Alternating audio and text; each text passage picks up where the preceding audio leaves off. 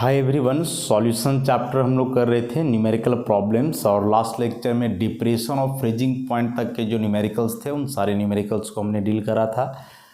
आज के इस लेक्चर में जो अगला टॉपिक है इसका ऑस्मोटिक प्रेशर, उससे रिलेटेड जो न्यूमेरिकल्स हैं उनको हम लोग देखेंगे।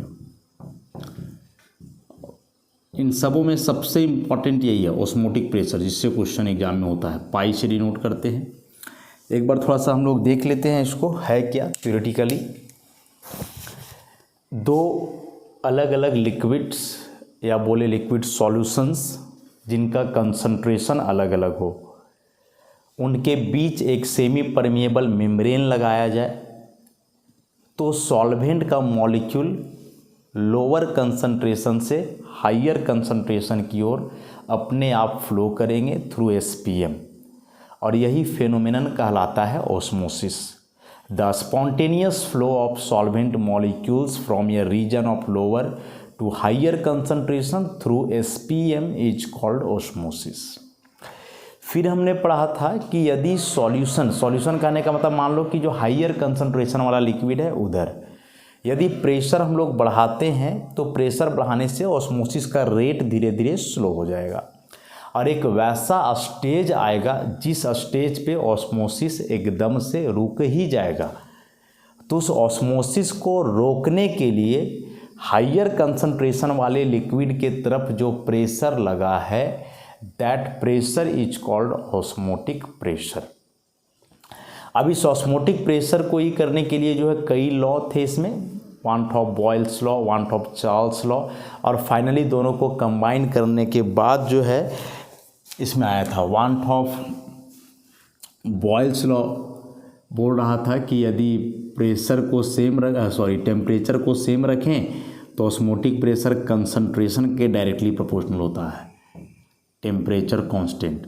और वन ऑफ चार्ल्स लॉ बोल रहा था कि यदि कंसंट्रेशन को कांस्टेंट रखें तो ऑस्मोटिक प्रेशर टेम्परेचर के डायरेक्टली प्रोपोर्शनल होगा। इन दोनों को कंबाइन करा था हमने तो पाई प्रोपोर्शनल आ गया था सी टी। प्रोपोर्शनलिटी हटाएंगे तो इक्वल का साइन सी आर टी, ऐसा फॉर्मूला आया था। सी यहाँ molarity, molar concentration, number of moles of solute by volume of solution R T. इसी को सिंप्लीफाई करा था हमने तो mass of solute, molar mass of solute, volume of solution R T, और यदि वॉल्यूम ml में है तो 1000 में करके इसको लीटर में, मैंने वॉल्यूम किसी भी हाल में लीटर में लेना है। तो एक ऐसा फॉर्मूला हम लोग पढ़े थे ऑस्मोटिक प्रेशर का। इसके बाद इसमें हमने पढ़ा था आइसोटोनिक सॉल्यूशंस के बारे में, आइसोटोनिक सॉल्यूशंस के बारे में। और आइसोटोनिक सॉल्यूशंस में हमने क्या पढ़ा था कि दो सॉल्यूशंस जिनका ऑस्मोटिक प्रेशर सेम हो वैसे सॉल्यूशन को हम लोग आइसोटोनिक सॉल्यूशन बोलेंगे। तो पाई 1 पाई 2 मतलब ऐसे कर दें C1 R T1 equal to C2 R T2। अब मान लें कि T1 और T2 सेम है तो इस केस में R कट ही जाएगा, ए भी कट ही जाएगा, तो C1 बराबर C2 आ जाएगा। इसका मतलब हुआ कि दो सॉल्यूशन यदि आइसोटोनिक हैं तो उनका ऑस्मोटिक प्रेशर तो बराबर होएगा ही, साथ ही साथ उनका मोलर कंसंट्रेशन भी आपस में क्या होगा, इक्वल होगा। तो यदि दो सॉल्यूशन को आइसोटोनिक दिखाना है तो हमेशा क्या करेंगे कि दोनों के कंसंट्रेशन को हम लोग इक्वल दिखा देंगे। अब यदि दोनों का कंसंट्रेशन इक्वल आएगा तो आइसोटोनिक मतलब ऑस्मोटिक प्रेशर भी उनका क्या होगा, सेम होगा। टेम्परेचर तो ऑलरेडी सेम होगा ना, हम लोग कांस्टेंट तो माने ही है टेम्परेचर ऐसा। तो इसका मतलब कि आइसोटोनिक सॉल्यूशन के लिए ऑस्मोटिक प्रेशर सेम है, उसके लिए टेम्परेचर सेम होना है, और उसके लिए मोलर कंसंट्रेशन भी क्या होना है, सेम होना है। तो इतना बात हम लोग थ्योरेटिकल पोर्शन में पढ़े थे ऑस्मोटिक प्रेशर से रिलेटेड। मेन फार्मूला है, इस फार्मूला को हम लोग याद रखेंगे और यहीं से जो है आगे कैलकुलेशंस होना है। तो अब हम लोग क्वेश्चंस की ओर बढ़ें।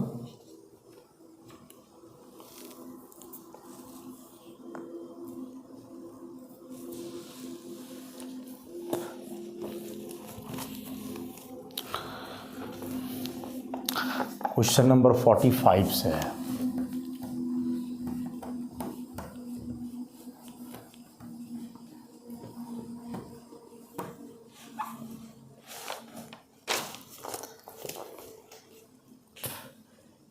तो question number 45, the osmotic pressure of an aqueous solution of dextrose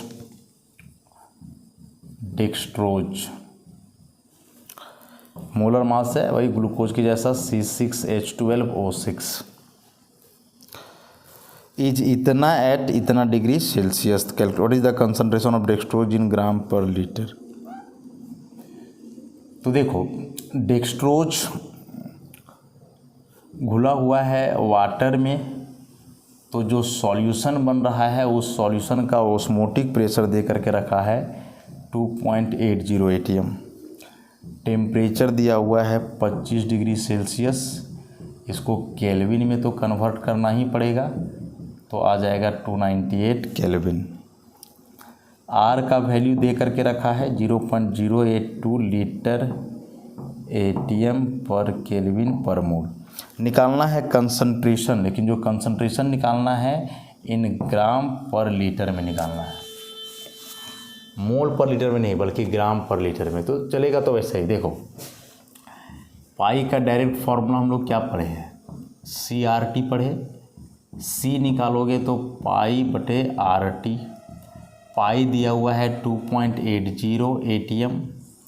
R लेना है 0.082 लीटर एटीएम पर kelvin per mole and temperature is 298 kelvin.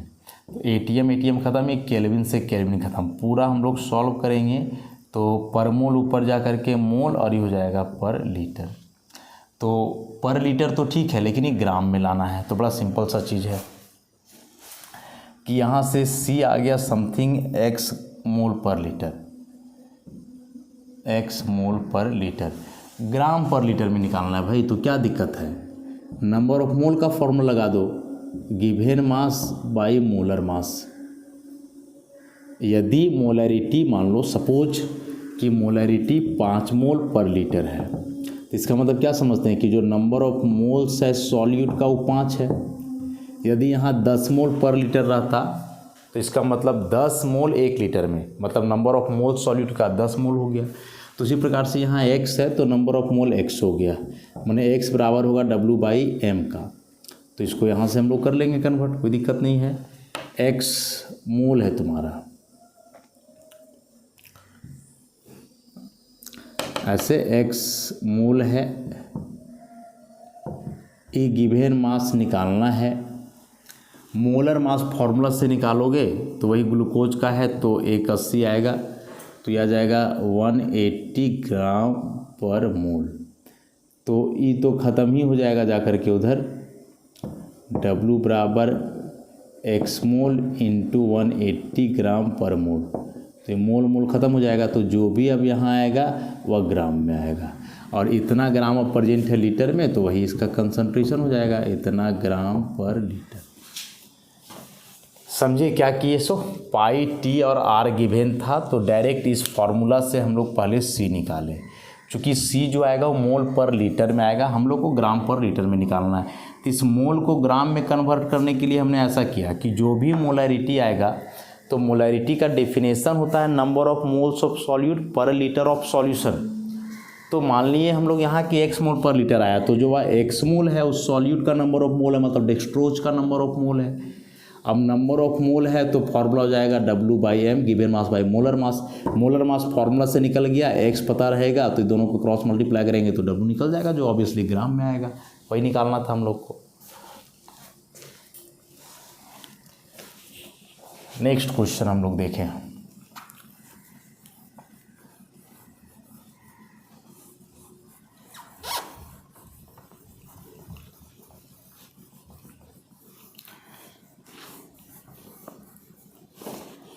Next question करेंगे।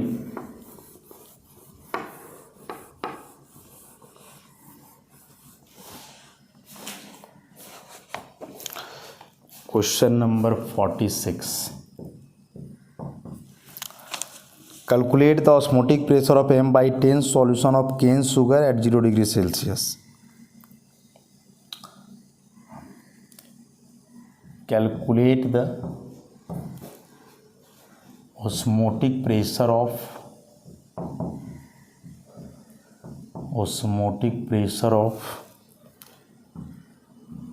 m/10 cane sugar at 0 degree Celsius, R बराबर 0.082 litre ATM। पूरा unit नहीं लिखा है तो पूरा पर केल्विन पर मोल लेंगे। m/10 समझ में आ रहा है क्या है, मोलरिटी। C दिया हुआ है m/10 मतलब 0.1 मोल पर लीटर, ऐसा C है। T भी दे करके रखा है 0 डिग्री सेल्सियस मतलब 273 जोड़ दो तो 273 केल्विन। R नहीं भी दिया हुआ रहता तो हम लोग को याद रखना पड़ेगा कि R का वैल्यू इतना ही लेना है। ऑस्मोटिक प्रेशर निकालना है पाई, तो सिंपल सा फार्मूला लगेगा केवल, pi equal to CRT। So C is 0.1 mole per litre, R is 0.082 litre ATM per kelvin per mole and T is 273 kelvin. So kelvin से केल्विन ख़त्म, मोल से मोल ख़त्म, लीटर से लीटर ख़त्म। इसको हटा दोगे नीचे 10 कर दो तो आ जाएगा ऊपर 0.082 इंटू 273/10। सॉल्व करेंगे, यूनिट में केवल ATM बच रहा है, ऐसा। तो बड़ा सिंपल सा क्वेश्चन था। नहीं जानने के बाद ये चीज़ फंसा देता है।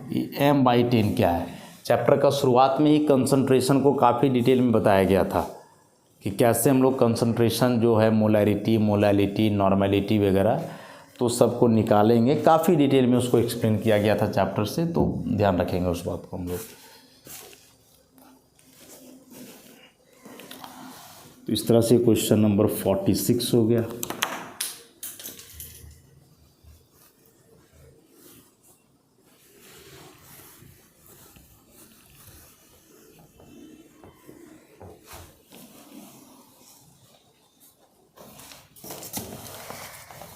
Next question 47। What is the osmotic pressure of an aqueous solution containing 1 gram of urea in 100 ml of a solution at 20 degree Celsius? Mass of urea 1 gram, molecular mass नहीं भी दिया हुआ रहता तो फॉर्मूला से हम लोग निकाल लेते, 60 gram per mole. Volume of solution 100 ml, temperature 20 degree Celsius, 273 जोड़ लेंगे 293 केल्विन। ऑस्मोटिक प्रेशर निकालना है क्या होगा, फिर से वही चीज़ है ना, CRT। C वहाँ है नंबर ऑफ मोल्स वगैरह करके, तो फॉर्मूला हम लोग जान रहे हैं pi equal to CRT। C is the number of moles of urea बटे volume of solution RT। Again number of moles को लिखेंगे तो given mass of urea, molar mass of urea, नीचे वॉल्यूम, ऊपर R इंटू T। अब यहाँ जो volume है लीटर में होता है, बस इसको ध्यान में रखना है। गिवन मास 1 ग्राम, molar mass 60 gram per mole, volume दिया हुआ तो है 100 ml, तो इसको लीटर में बदलने के लिए 1000 से करेंगे डिवाइड, तो ऊपर जा कर के मल्टीप्लाई हो जाएगा, तो आ जाएगा ये लीटर में। ठीक, उसके बाद बच रहा है क्या, R और T। तो T दिया हुआ है 293 केल्विन और R 0.082 litre ATM per kelvin per मोल। तो लीटर से लीटर ख़त्म, ग्राम से ग्राम ख़त्म, केल्विन से केल्विन ख़त्म, पर मोल से पर मोल ख़त्म। तो क्या क्या बच रहा है, ऊपर बच रहा है 293 इंटू 1000 इंटू 0.082, नीचे बच रहा है 60 इंटू 100 केवल ATM। ई ख़त्म हो जाएगा, एक जीरो से एक जीरो ख़त्म हो गया, तो 293 इंटू 0.082/6 ATM केवल बच रहा है। उसको सॉल्व कर लोगे, इसको डिवाइड करेंगे तो 6 चक 24, 5 और 3, 6 अट्ठी 48, 5 तो फिर 6 अट्ठी 48, तो 6 तिया 18, ऐसे करके बातें जाएगा इंटू 0.082 ATM। जो आएगा वही ऑस्मोटिक प्रेशर हो जाएगा। अच्छा, तो ये भी डायरेक्ट ही क्वेश्चन था, बस वहाँ मोलैरिटी डायरेक्ट दे दिया था, यहाँ हम लोग को मोलैरिटी पहले निकालना पड़ा फार्मूला से, जो number of moles by volume of solution है वहाँ से। नंबर ऑफ मोल्स के लिए जो चाहिए था गिवन मास मोलर मास वो सारे दिए हुए थे। 47 नंबर।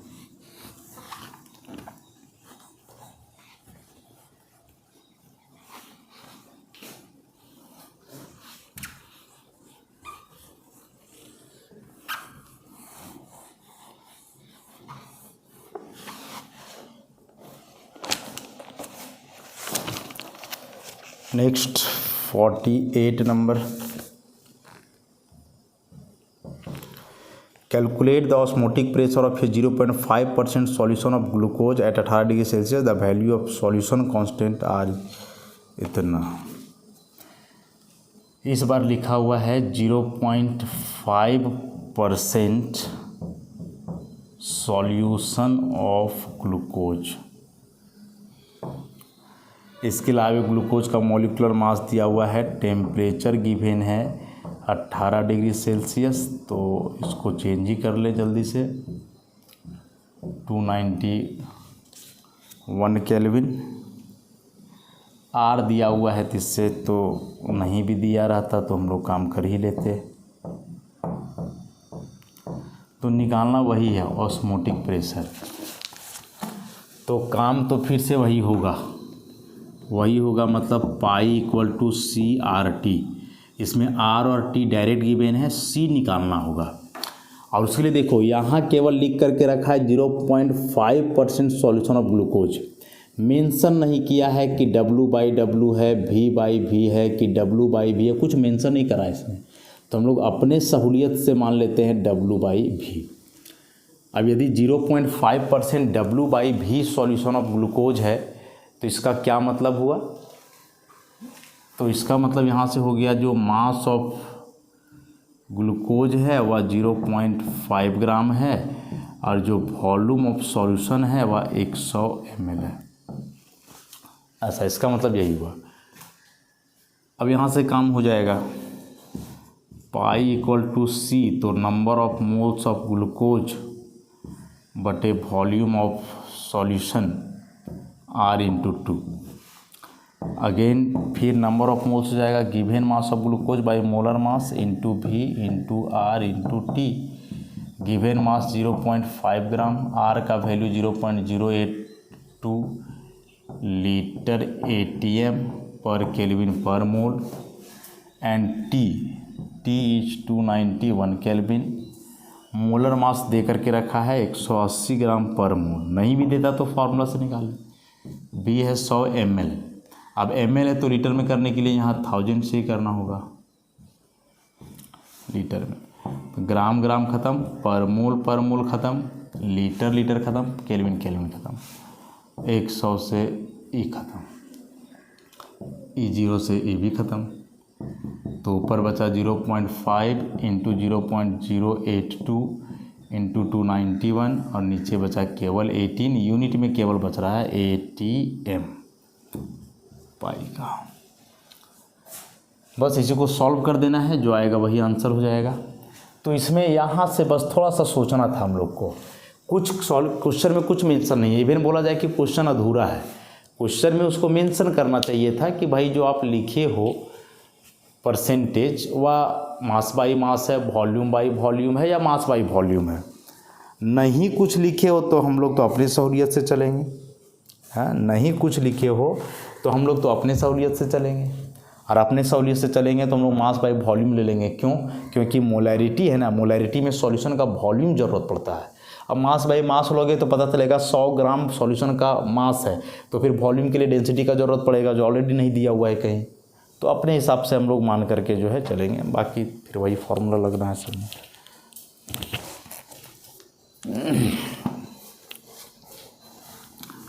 नेक्स्ट क्वेश्चन देखेंगे।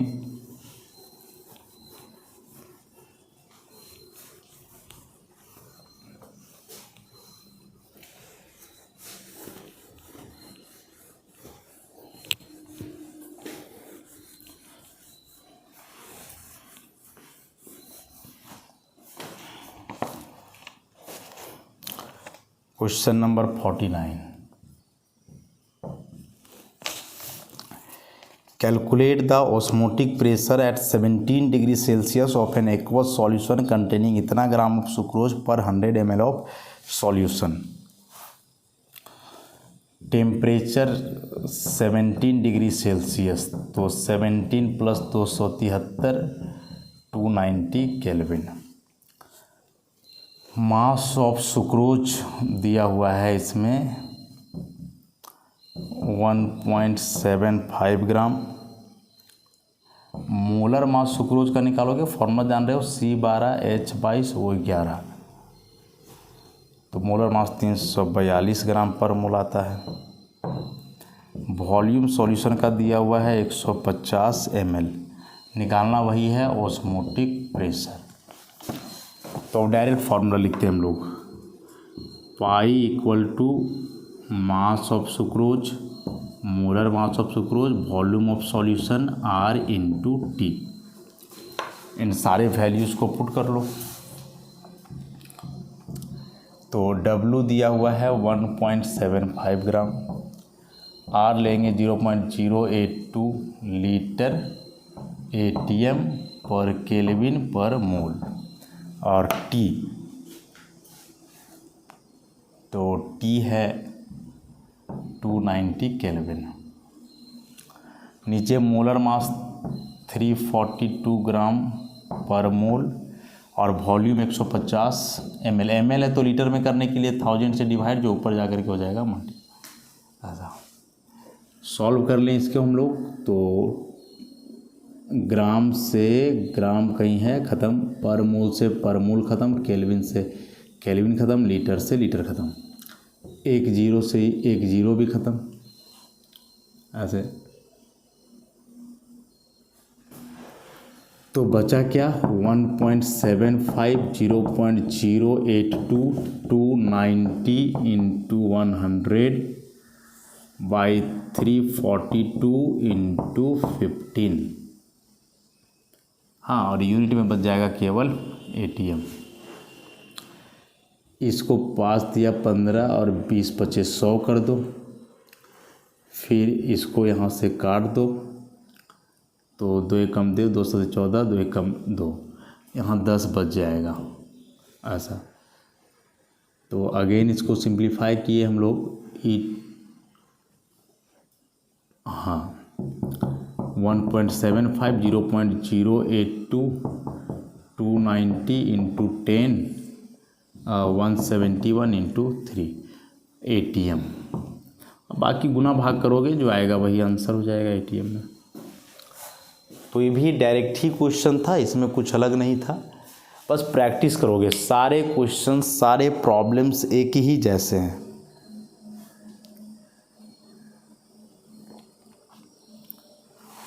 नेक्स्ट क्वेश्चन हम लोग करते हैं इसमें।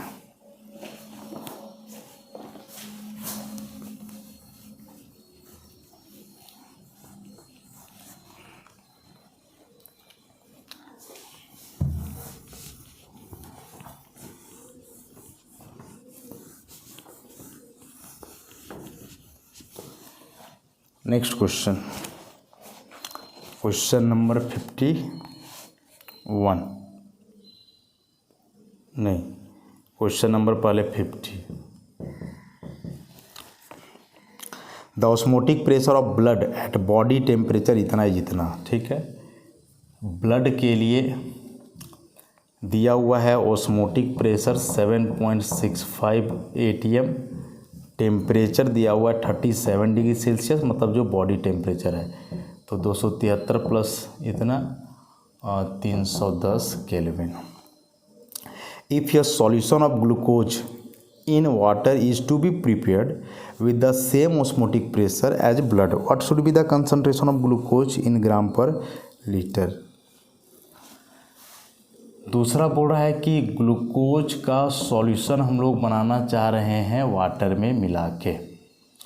ऑस्मोटिक प्रेशर इसका भी वही है 7.65 ATM, तो कंसंट्रेशन इसका क्या होगा, कंसंट्रेशन इसका क्या होगा, तो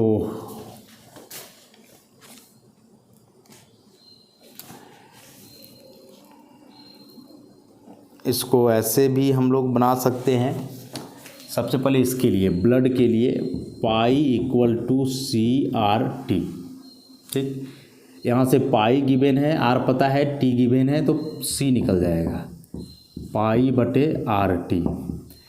पाई 7.65 ATM, आर ले लोगे 0.082 litre ATM per kelvin per मोल, और टी ले लोगे 310 केल्विन। ATM ख़त्म हो जाएगा, केल्विन ख़त्म हो जाएगा, बचेगा 7.65 बटे 0.082 इंटू 310 पर मोल, ऊपर जा कर के मोल, और लीटर ऊपर जा कर के पर लीटर। ये यहाँ से निकल गया C। अब साफ साफ यहाँ बोल रहा है कि ग्लूकोज इन वाटर का जो ऑस्मोटिक प्रेशर है वो ब्लड के ऑस्मोटिक प्रेशर के बराबर है। सिंपल सा बात। इसका मतलब हुआ कि ये दोनों आइसोटोनिक सॉल्यूशंस हैं, ये दोनों एक दूसरे के क्या हैं, आइसोटोनिक सॉल्यूशंस हैं। और शुरू में ही हम लोग देखे थे जब ऑस्मोटिक प्रेशर अभी स्टार्ट किए थे कि यदि आइसोटोनिक सॉल्यूशंस हैं तो उनका ऑस्मोटिक प्रेशर बराबर होने के अलावे पाई 1 इक्वल टू पाई होने के अलावे C1 equal to C2 concentration भी बराबर होगा। तो कंसंट्रेशन ब्लड वाले के लिए हम लोग निकाल लिए 7.65 बटे 0.082 इंटू 310 मोल पर लीटर में। अब इधर जो C2 होगा वो हो जाएगा क्या, given mass by molar mass into volume mole per litre में, ऐसे।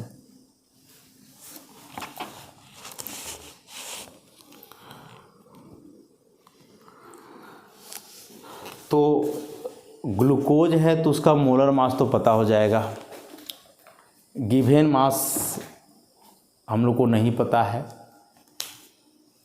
वॉल्यूम यदि लेकर के भी चलें अपने हिसाब से पर लीटर मतलब 1 लीटर, तो बात वहाँ से बन सकता है, वहाँ से बात बन सकता है।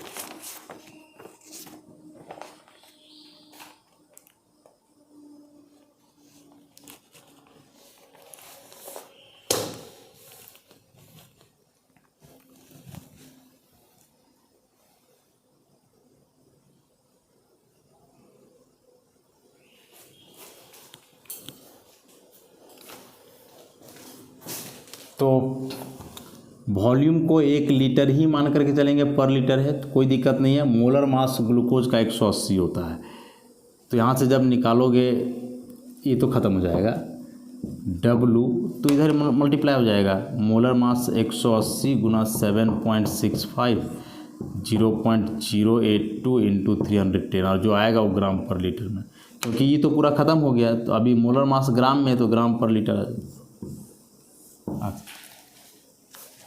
या केवल इसी को आप सॉल्व कर लेते तो चूंकि यह जो कंसंट्रेशन है वही कंसंट्रेशन इसका भी होगा ना, क्या कि ऑस्मोटिक प्रेशर सेम है तो कंसंट्रेशन भी सेम होगा। बस यहाँ मोल पर लीटर में था, इसको ग्राम में बदलने के लिए मोलर मास से मल्टीप्लाई कर देना है, 180 जो आएगा, बस वही चीज़ है, 180 से मल्टीप्लाई करोगे बन जाएगा। इसी को इक्वेट करके दिखा दिए। तो क्वेश्चन नंबर 50 तक हो गया। इसके आगे और भी क्वेश्चंस हैं ऑस्मोटिक प्रेशर टॉपिक में जो हम लोग नेक्स्ट लेक्चर से करेंगे। तो आज के लिए इतना ही, धन्यवाद।